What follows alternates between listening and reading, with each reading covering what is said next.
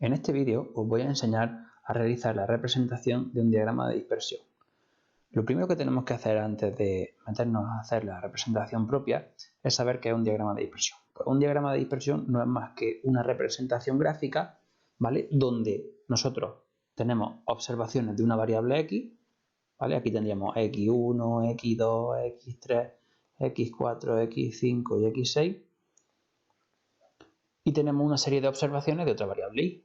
Ahora hablaremos de la dependiente y de la independiente, pero simplemente que sepáis que lo que tenemos son observaciones. Y5 e Y6. Yo, en este caso, este experimento era un ejemplo típico. Sea calcular la distancia de frenado de un vehículo en función de la velocidad. Pues se han hecho 6 observaciones de distancia de frenado en función de la velocidad. Pues el primer coche iba a una velocidad de 35 km por hora. Pues la distancia de frenado en metros pues son 16 metros. ¿Vale? Entonces, el diagrama de dispersión lo que hace es representar esa serie de parejas de valores que hemos tenido para ambas variables. ¿Vale? ¿Por qué es interesante? Pues porque nos permite saber a simple vista cómo se organizan las observaciones de ambas variables y sobre todo, pues de cara a algún vídeo posterior, pues nos dice si es posible un ajuste por mínimos cuadrados. Pero bueno, eso es algo que veremos más adelante. Bien, entonces, siempre que vayamos a hacer un diagrama de dispersión, necesitamos lo siguiente. Una variable que vamos a llamar dependiente y otra variable independiente. ¿Por qué necesitamos una variable dependiente y otra independiente? Porque tenemos que representarla gráficamente. ¿Y cuál debe ser la naturaleza de estas variables? Pues necesitamos que estas variables sean de tipo discreto, es decir, que las observaciones sean valores numéricos, ¿de acuerdo? Y de tipo cuantitativo, ¿vale? Es decir, las observaciones no pueden ser palabras. Y no puedo hacer un diagrama de dispersión de la palabra o de una variable que sea color de hoja, ¿vale? Porque yo no puedo representar marrón, verde, azul, no puedo. Entonces las variables con las que trabajamos siempre tienen que ser de tipo discreto y cuantitativa, ¿vale? Tienen que medir cantidades y tienen que ser de tipo discreto, es decir, punto a punto. Bien, una vez que tenemos la naturaleza de las variables clara, es súper importante que sepamos cuál es la variable dependiente y cuál es la variable independiente. ¿Por qué? Porque en función de eso la vamos a organizar en un eje o en otro.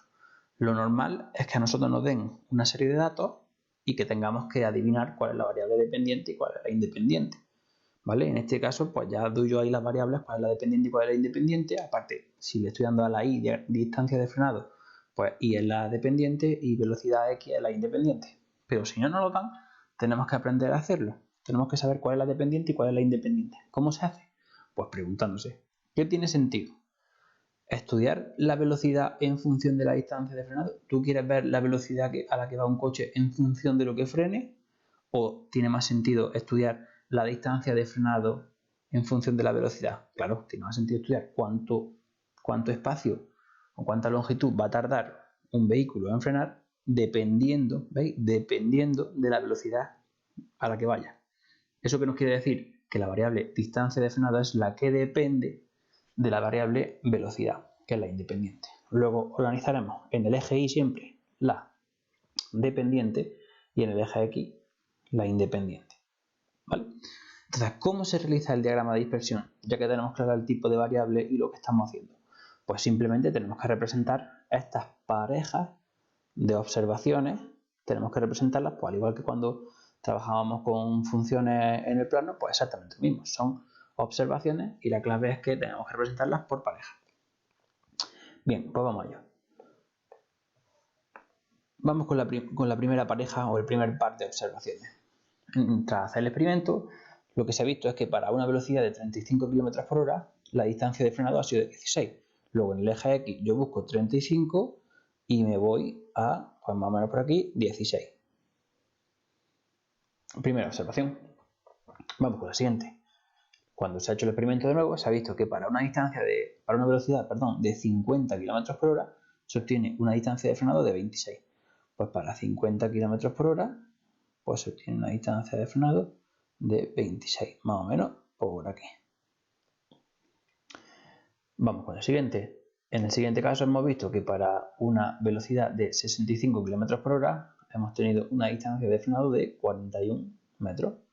Pues nos vamos a 65 en el eje X y 41 metros por aquí más o menos en el eje Y. Perfecto. Vamos con la siguiente. 80-62. Para una velocidad de 80 km por hora se obtiene una distancia de frenado de 62 metros. Pues más o menos nos cae por aquí. Vamos a la siguiente. 95-88. Es decir, que cuando la velocidad es de 95, la distancia de frenado es de 88, es casi 90. Lo ponemos por aquí. Y finalmente, a una velocidad de 110 km por hora, la distancia de frenado es de casi 120. ¿Vale? Y con eso tendríamos más o menos el diagrama de dispersión listo. Una cosa curiosa. ¿Y si tuviésemos otra observación y nos dijese que para 35 se ha obtenido 40? Cuidado, aquí estoy repitiendo el valor 35. No pasa nada. Pues significa que otro vehículo o en otra ocasión, dependiendo del estado de la carretera o a saber qué cosa, pues para una velocidad de 35 se ha obtenido una distancia de frenado de 40. Pues nos vendríamos y la pondríamos ahí, ¿vale? Así que no os preocupéis en que haya un mismo valor de X que tenga varias observaciones en cuanto a la distancia de frenado. Es lo normal que puede suceder en los experimentos, es decir, tú repites una velocidad y quieres ver si cambia la distancia de frenado. Así que por eso no tendríamos problema. Y con esto tendremos ya listo nuestro diagrama de dispersión y claramente aquí lo que observamos es lo siguiente. Y es que a medida, fijaros, a medida que va aumentando la velocidad, ¿qué pasa con la distancia de frenado? Va aumentando, ¿veis? A medida que aumenta una, aumenta la otra. Bien, como ya os dije, esto es interesante de cara a hacer un estudio de regresión por mínimos cuadrados, que más adelante lo haremos.